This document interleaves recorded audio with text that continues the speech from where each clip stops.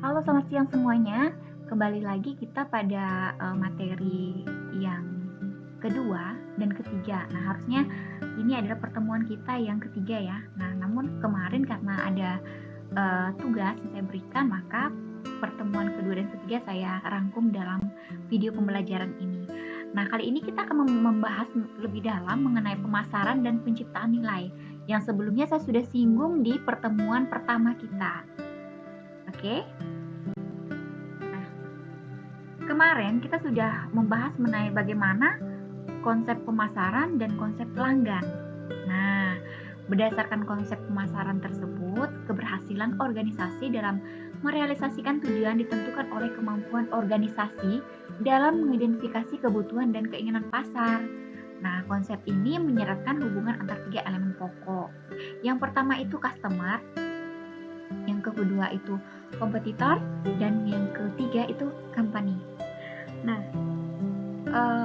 pada dasarnya kenapa customer? Nah, seperti yang kalian ketahui bahwa pemasaran itu berawal dari kebutuhan dan keinginan dari pelanggan. Nah, dan serta bagaimana nilai akhir yang diberikan oleh pelanggan sebagai bentuk dari kepuasan dan loyalitas pelanggan. Nah, pemasar atau pemilik produk itu wajib mengetahui siapa saja pelanggannya, kemudian apa sih yang dibutuhkannya, serta karakteristiknya, kemudian kebutuhan dan keinginannya, serta gaya hidup. Nah, faktor-faktor inilah yang akan mempengaruhi terhadap pola konsumsi mereka. Nah, itu berkaitan dengan customer. Kemudian yang kedua, kompetitor. Kenapa harus ada kompetitor? Nah, sekedar hanya memenuhi harapan pelanggan itu tidak cukup. Jadi misalnya ada pesaing kita yang sanggup memenuhi keinginan pelanggan lebih baik, maka pelanggan kita akan lari seperti itu. Oleh sebab itu, maka perusahaan atau pemilik usaha itu harus memperhatikan pola faktor persaingannya. Nah, siapa saja pesaingnya harus tahu ya. Kalau misalnya kita bisnis donat, nah, milik yang kompetitor itu apa sih keistimewaannya, kita harus tahu begitu kan. Kemudian bagaimana strategi mereka, kemudian bagaimana kekuatan mereka, kelemahannya apa. Nah, di situ kita bisa melihat apa kelemahannya, apa yang menjadi kendalanya. Kita akan mencari tahu seperti itu sehingga kita bisa tetap menjaga pelanggan kita. Nah, itu kompetitor. Sedangkan yang terakhir itu adalah company. Nah, di mana-mana tujuan usaha atau perusahaan atau organisasi itu adalah bisa menghasilkan satu laba, meningkatkan volume penjualan, kemudian menyisir pangsa pasarnya siapa, kemudian bagaimana pertumbuhannya, kemudian sampai ke bagaimana misi sosial dan sebagainya. Itu merupakan tujuan dari perusahaan. Nah, semua itu adalah upaya untuk memuaskan pelanggan. Nah, bukan hanya semata-mata pada aspek transaksi saja. Jadi berapa jumlah penjualan, bukan hanya dari segi jumlah penjualannya, begitu kan, bukan hanya dari segi labanya, tapi lebih ke aspek rasionalnya, ya kan? Nah, berbeda dengan transaksi marketing yang lebih berorientasi pada transaksi penjualan jangka pendek. Nah, seperti apa sih penjualan transaksi marketing itu? Yang pertama itu berfokus pada penjualan tunggal. Jadi benar-benar fokus hanya menjual produknya asal laku saja, begitu ya. Kemudian yang kedua, menyamaratakan semua pelanggan. Jadi pelanggan itu dianggap sama, tidak ada perbedaan, gitu ya. Kemudian memanipulasi bauran pemasaran untuk memaksimalkan penjualan dan profitabilitas. Nah, kalian tahu bahwa bauran pemasaran itu ada apa saja? Di mana ada harga, tempat, kemudian biasa 4P ya, place, price, ada 4P kalau salah, sampai 7P ya, itu bauran pemasaran. Nah, dia lebih fokus memanipulasi di sini, artinya dia bisa memanfaatkan entah itu dari harganya, tidak menggunakan 4P atau 7P begitu. Jadi lebih ke memanipulasi. Kemudian berfokus pada industri. Kemudian lebih banyak didasarkan pada ekonomika. Kemudian berorientasi pada karakteristik produk serta tanggung jawab utama atas kualitas produk diemban departemen produksi. Jadi yang fokus kepada penjual ya penjual saja begitu. Seperti itu. Nah, ini karena apa? Karena berorientasi jangka pendek. Nah, beda dengan yang namanya relationship marketing. Nah, bagaimana menjaga hubungan baik dengan pelanggan? Tentunya seperti apa? Yang pertama itu ciri khasnya ya. Berfokus pada upaya menjalin hubungan jangka panjang dengan pelanggan. Kemudian pelanggan bersifat unik dan tidak identik satu sama lain karena itu tadi. Jadi saking menjaganya antara pelanggan A, B, C itu mereka punya triknya untuk bagaimana mereka merangkul pelanggannya sehingga pelanggan itu tetap hadir begitu, tetap ada seperti itu. Kemudian menekankan serangkaian transaksi sepanjang waktu.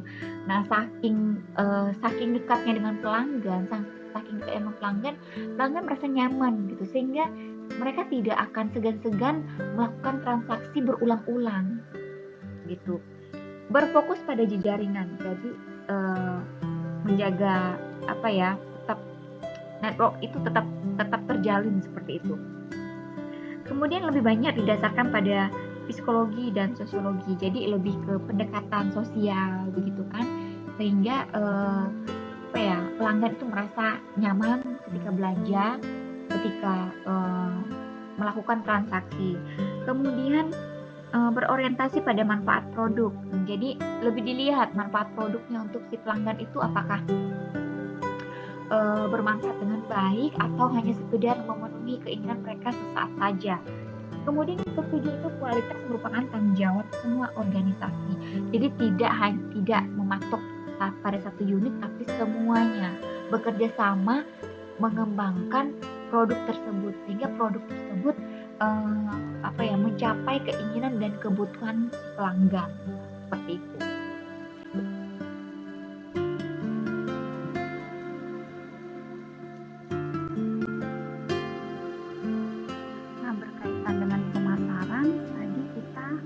Tentang sumber daya manusia. Nah, sumber daya manusia itu berkaitan dengan bagaimana perusahaan itu bekerja sama atau dikembangkan oleh sumber daya yang diperlukan. Nah, berkaitan dengan teknologi, finansial, kemudian intelektual, seperti itu. Nah, selanjutnya faktor yang tidak kalah penting itu berkaitan dengan kerjasama. Nah, kerjasama ini berkaitan dengan sumber daya manusia juga. Karena apa? Karena di situ ada namanya pemasok, kemudian distributor, kemudian agen periklanan, biro riset, dan seterusnya. Nah, selanjutnya bagaimana sih pemasaran itu sangat berkaitan dengan penciptaan nilai suatu produk. Nah, secara sederhana, nilai pelanggan ditentukan oleh selisih antara manfaat total dan biaya total bagi pelanggan. Nah, manfaat itu apa saja sih? Yang pertama itu manfaat fungsionalnya, kemudian manfaat psikologis, kemudian manfaat pengalaman.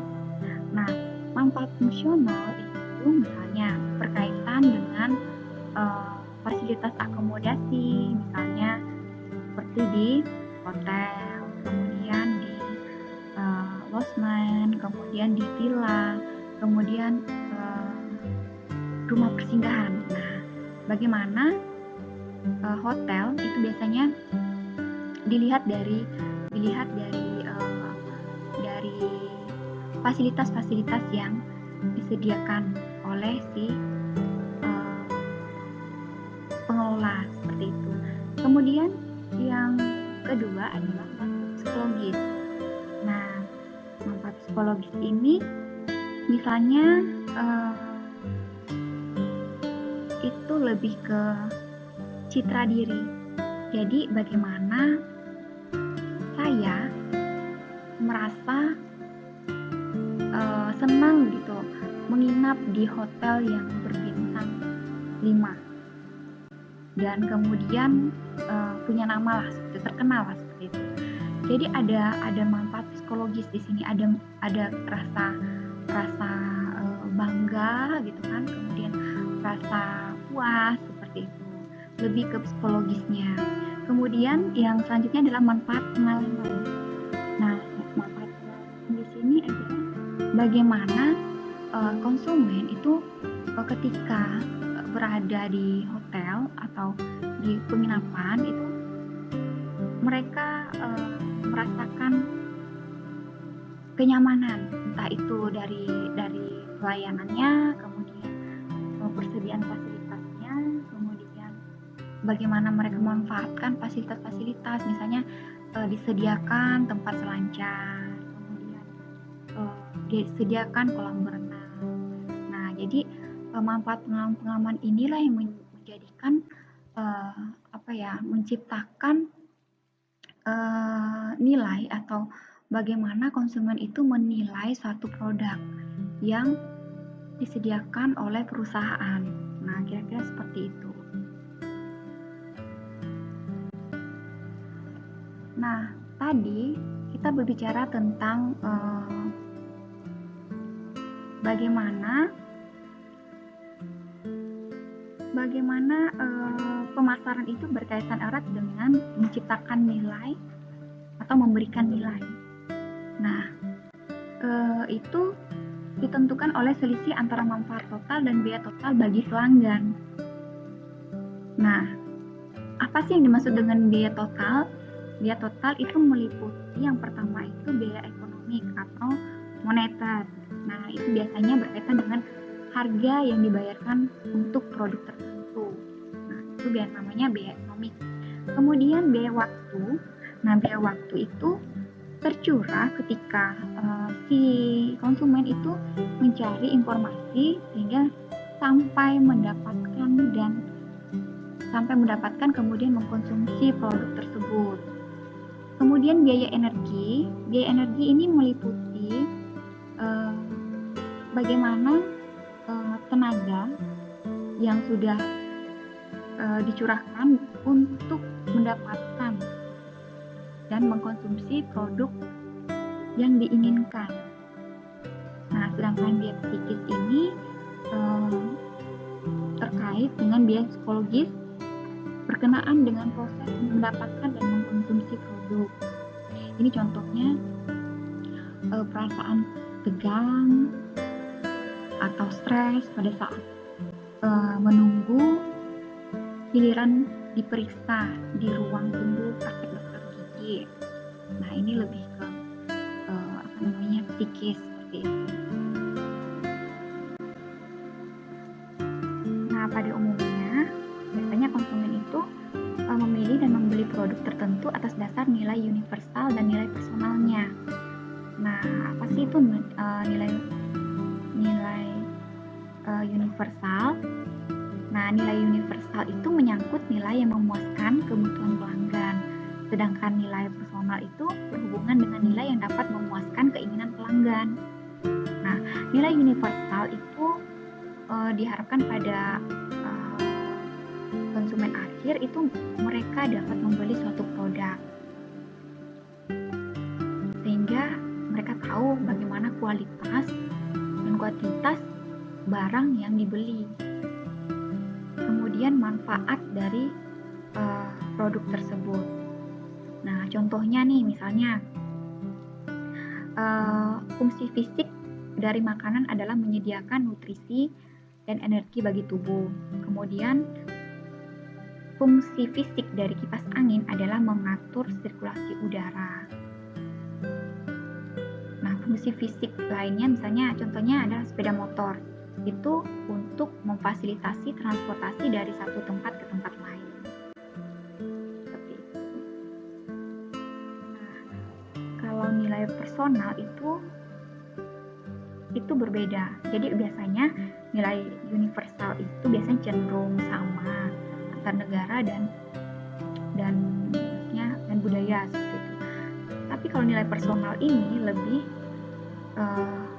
itu terdiri dari dua macam. Yang pertama itu nilai sosial dan nilai emosional. Nah, bagaimana nilai sosial itu merupakan manfaat produk yang ditunjukkan untuk memuaskan keinginan seseorang agar dapat memperoleh pengakuan atau kebanggaan sosial.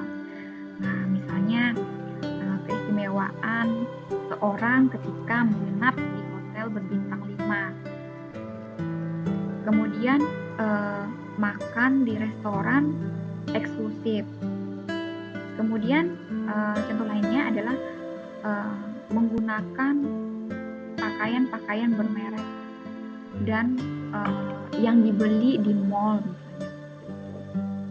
Kemudian nilai emosional itu merupakan kepuasan emosional dan kesenangan yang diperoleh melalui penggunaan konsumsi barang dan jasa tertentu.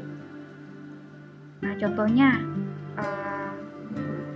nonton bioskop, kemudian berolahraga, kemudian memancing, kemudian berlibur di tempat-tempat eksotis, dan memanjat tebing.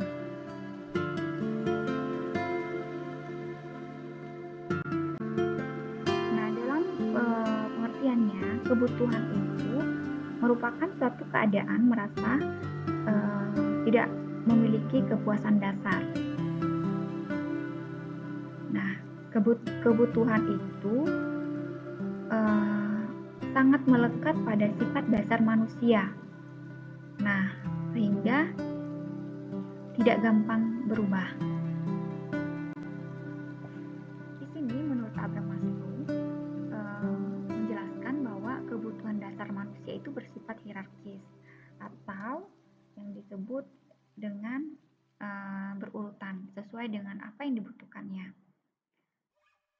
Misalnya di sini kebutuhan psikologis. Nah, ini berkaitan dengan makan, minum, kemudian kebutuhan rasa aman. Di sini berkaitan dengan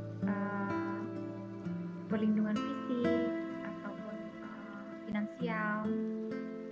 Kemudian kebutuhan sosial seperti cinta kasih, kemudian perasaan memiliki,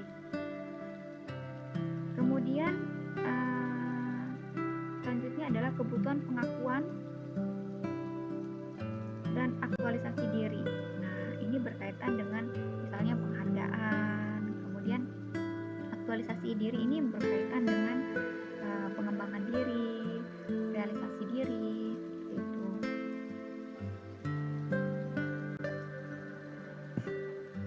Nah, tadi kita sudah melihat, mendengarkan bagaimana Abraham Maslow itu membagi beberapa kebutuhan. Namun menurut Shedd di sini dia juga menegaskan bahwa perilaku konsumsi individu itu juga dipengaruhi oleh kebutuhan-kebutuhan. Nah, antara lain yang pertama itu kebutuhan fungsional, di mana fungsional di sini adalah suatu barang atau produk yang dapat memuaskan kebutuhan melalui tujuan entah itu fisik dari fisik maupun fungsionalnya. Misalnya sabun cuci itu digunakan untuk membersihkan kotoran. Kemudian obat-obatan itu digunakan atau digunakan oleh pasien untuk menyembuhkan penyakit. Kemudian sepatu atau sandal itu digunakan oleh pejalan kaki untuk melindungi kakinya supaya tidak sakit ketika berjalan. Nah, kemudian kebutuhan selanjutnya adalah kebutuhan sosial. Nah, kebutuhan sosial ini lebih ke bagaimana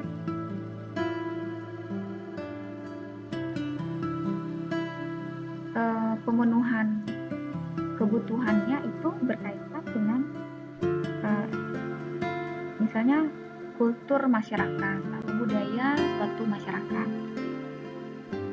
Kemudian contohnya misalnya seorang manajer muda menggunakan mobil atau ya kendaraan dengan dengan merek tertentu dan harganya fantastis seperti itu. Dalam kebutuhan sosial ini, hal semacam ini dikaitkan dengan bagaimana seorang manajer tersebut itu memiliki penghasilan atau pendapatan yang besar sehingga dia mampu membeli produk atau membeli mobil mewah, contohnya seperti itu. Kemudian yang ketiga itu kebutuhan emosional.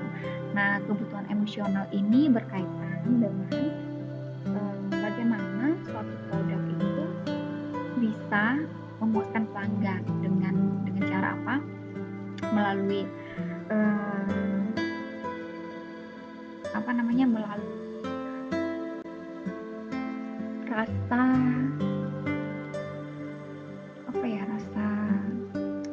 senangnya atau rasa bahagianya ketika dia mendapatkan satu produk tertentu. Misalnya produk tersebut lagi tren, misalnya seperti itu. Kemudian tanpa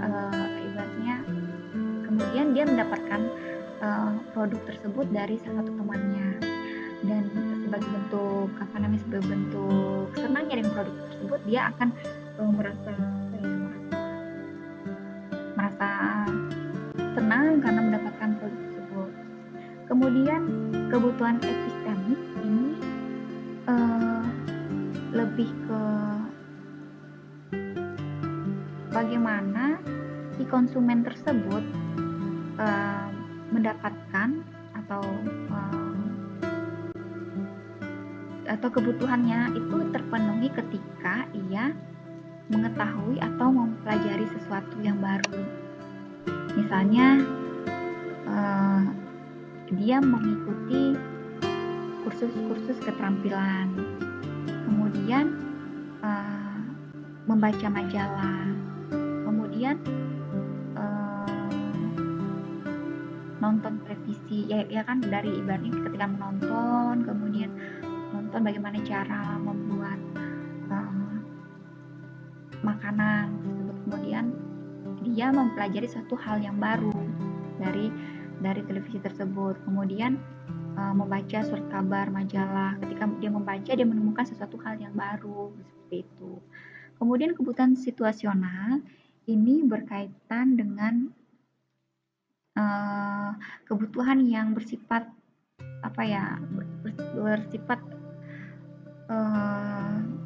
ini bergantung pada waktu dan tempat. Misalnya mobil, kebutuhan akan mobil, bukan mobil sih, lebih ke kebutuhan akan misalnya kamu lagi pergi rekreasi di satu tempat gitu. Kemudian secara mendadak mobil yang kamu gunakan tersebut mogok. Nah, kamu memerlukan montir untuk memperbaiki mobil tersebut sehingga mobil tersebut bisa jalan gitu. Nah, kebutuhan situasional seperti inilah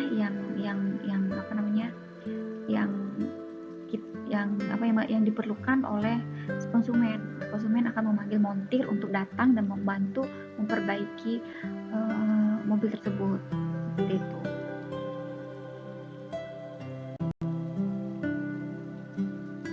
Nah, tadi saya ulang lagi bahwa keinginan merupakan hasrat akan pemuas tertentu dari kebutuhan. Nah, saya ulang kembali bahwa kebutuhan itu melekat pada sifat dasar manusia. Nah, sehingga kebutuhan itu tidak akan gampang berubah. Nah, bagaimana dengan keinginan? Nah, keinginan itu merupakan hasrat akan pemuas tertentu dari suatu kebutuhan. Biasanya kebutuhannya sama, tapi keinginannya pasti berbeda-beda. Misalnya saja, di sini ada di kelas ini misalnya ada Pika, ada Marna, ada Dion. Nah, ketiga ini kebutuhannya adalah pengen makan, gitu kan? Nah, si Marna itu kebutuhannya pengen makan, semua pengen makan nih ceritanya. Namun keinginannya berbeda-beda. Nah, Pika itu pengen makan ayam kremas misalnya. Kemudian si Marna itu pengen makan nasi capcay. Kemudian si Dion itu pengen makan tempuyak misalnya gitu kan. Nah, ini merupakan gambaran bagaimana kebutuhan itu tetap sama dan tidak akan berubah, tapi keinginan yang berbeda-beda. Nah, seperti itu.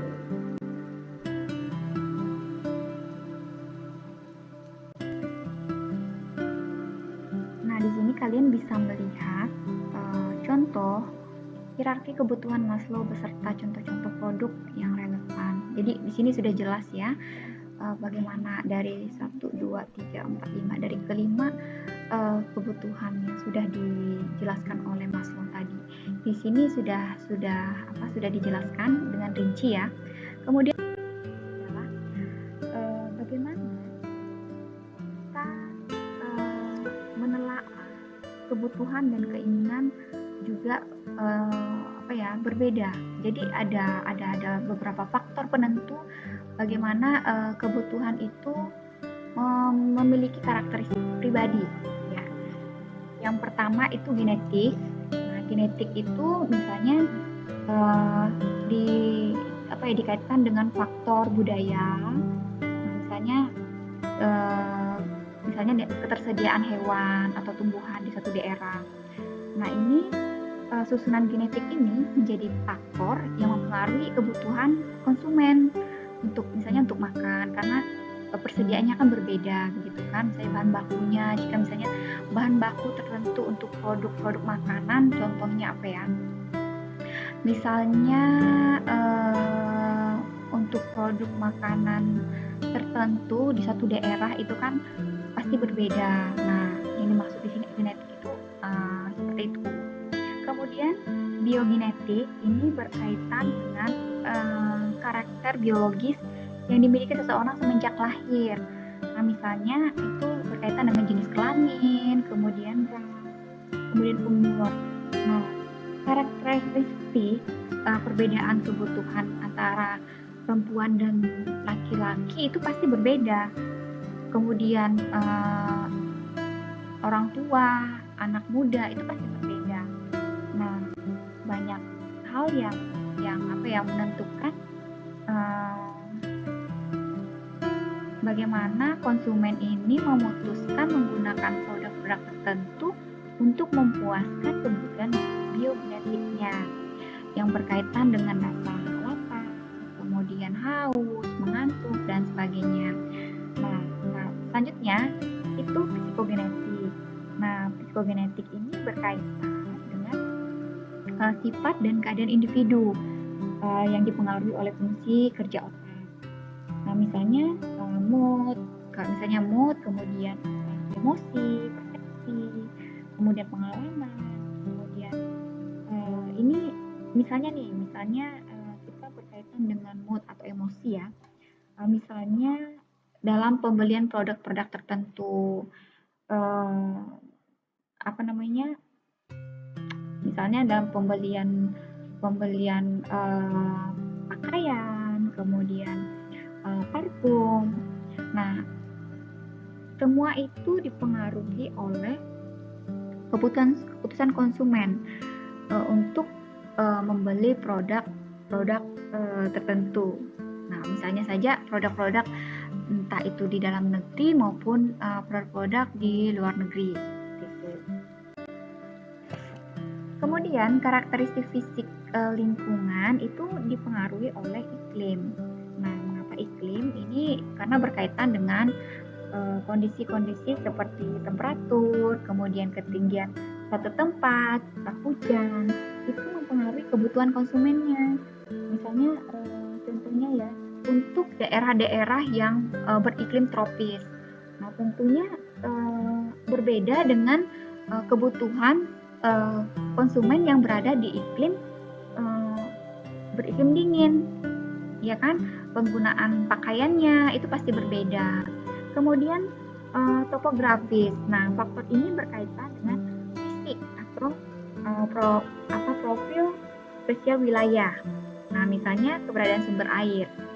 Ini berkaitan dengan keberadaan adanya sungai, kemudian danau, kemudian laut di suatu lokasi.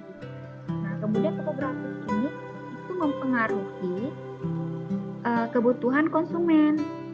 Nah, biasanya ini misalnya penggunaan sepatu hiking itu dibutuhkan untuk mereka yang tinggal di daerah pegunungan dan tidak akan dipakai oleh mereka yang tinggal di iklim tropis seperti itu. Kemudian yang terakhir itu ekologi. Nah, faktor ini mencakup misalnya berkaitan dengan kualitas udara, kemudian lapisan ozon, kemudian lapisan ozon dan kerusakan ozon itu biasanya berkaitan dengan pencemaran udara. Nah, itu mempengaruhi kebutuhan individu. Nah, misalnya satu produk tertentu, kayak misalnya sunblock, kemudian itu digunakan untuk mencegah terjadinya kanker kulit. Nah, pada saat terik matahari. Nah, kira-kira seperti itu.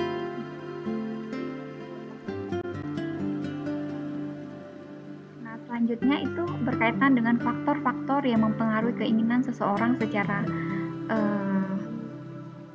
dalam artian konteks individual dan konteks lingkungan. Nah, konteks individual ini berkaitan dengan personal worth. Nah, personal worth itu apa sih? Ini berkaitan dengan ketersediaan sumber daya finansial bagi pelanggan. Nah, baik itu berupa penghasilan, aset, warisan, maupun daya pinjam atau kredit. Nah, semua itu menentukan daya beli konsumen untuk memuaskan keinginan tertentu yang lebih spesifik dan kompleks ketimbang sekedar kebutuhan. Nah, biasanya konsumen berdaya beli tinggi ini bisa jadi ini berkeinginan misalnya memiliki laptop atau laptop yang bermerek tertentu, kemudian rumah mewah, kemudian kendaraan mewah seperti itu. Nah, selanjutnya ada lagi namanya konteks institusional. Nah, faktor ini mengacu pada kelompok atau organisasi tertentu, misalnya di tempat kerja, misalnya adanya kelompok religius, institusi pendidikan, keluarga, rekan sepergaulan, komunitas merek, di mana seorang termasuk di dalamnya. Nah, contohnya ya, misalnya di tempat kerja tertentu itu biasa menentukan gaya berbusana atau seragam tertentu sesuai dengan posisi jabatannya. Kemudian adanya pelayan di restoran hotel yang mewah. Nah, seperti itu. Kemudian yang selanjutnya adalah konteks kultural. Nah, faktor ini berkaitan dengan nilai-nilai budaya. Nah, yang bisa membentuk segala sesuatu yang dilakukan atau diharapkan dan ingin dicapai oleh seseorang. Nah, misalnya budaya tertentu yang ingin dihargai atas dasar apa yang dimilikinya. Nah, konsekuensinya pelanggan dalam budaya tersebut akan cenderung lebih konsumtif seperti itu, karena dia akan berpatokan dengan dia ingin dihargai dengan cara apa yang dimilikinya seperti itu.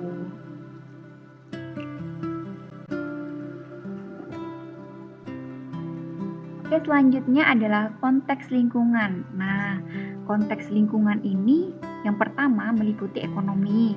Nah, biasanya komponen utama ini berkaitan dengan perkembangan ekonomi atau siklus perekonomian suatu negara.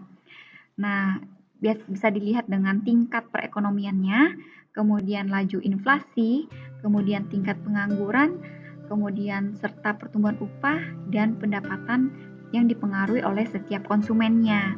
Nah, baik itu konsumen akhir maupun konsumen organisasional. Nah, contohnya itu misalnya tingkat inflasi yang tinggi bisa mempengaruhi keputusan konsumen untuk menunda atau membatalkan rencana membeli rumah. Karena apa? Karena suku bunga kredit itu tinggi. Nah, kemudian yang kedua adalah teknologi. Nah, faktor ini mencakup segala hasil temuan dan alat buatan manusia yang digunakan untuk menopang, memfasilitasi, dan meningkatkan aktivitas dan kehidupan manusia. Nah, sebagai contoh itu berkaitan dengan kemajuan teknologi. Informasi memungkinkan terwujudnya virtual school yang menghadirkan tantangan bagi sistem pendidikan konvensional dan program pendidikan jarak jauh yang semata-mata mengandalkan dukungan layanan pos seperti itu. Kemudian kebijakan publik. Nah, kenapa kebijakan publik ini menjadi faktor penting? Karena apa? Ini berkaitan dengan perilaku pasar. Karena apa? Karena ini berkaitan tentang kebijakan menyangkut kemasan, kemudian iklan, distribusi, pengujian kualitas, dan penggunaan bahan-bahan tertentu. Nah, sebagai contoh, mengenai tipe-tipe obat yang harus dijual dengan resep dokter dan bisa dijual bebas dipengaruhi terhadap kelompok pelanggan. Nah, seperti dokter, rumah sakit, produsen, obat, apotek, toko obat, dan pemakaian individual. Seperti itu.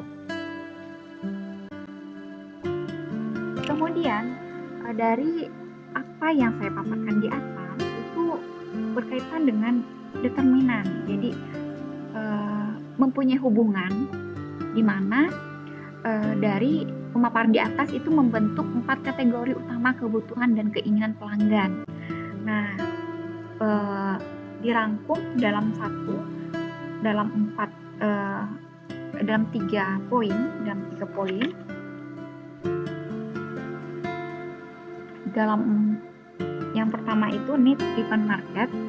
Nah, ini berkaitan dengan bila karakteristik pribadi dan lingkungan dua-duanya bersifat fisik, maka kebutuhan murni atau yang menjadi pendorong utama pelanggan itu dicontohkan misalnya seperti ini. Pakaian itu kan biasanya relevan dengan kondisi atau iklim atau alergi atau asuransi banjir atau apa ya, lebih ke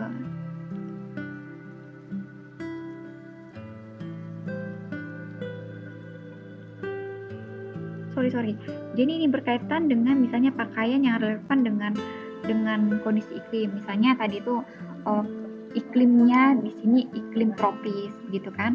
Nah, berbeda dengan mereka yang beriklim dingin. Karena penggunaan pakaiannya itu akan berbeda. Kemudian penggunaan obat alergi. Nah, obat alergi itu digunakan bagi mereka yang mempunyai penyakit alergi seperti itu. Kemudian asuransi banjir. Nah, asuransi banjir ini berkaitan dengan untuk daerah-daerah yang mempunyai zona-zona banjir seperti itu. Kemudian yang kedua, personal wants dan environment need. Itu berkaitan dengan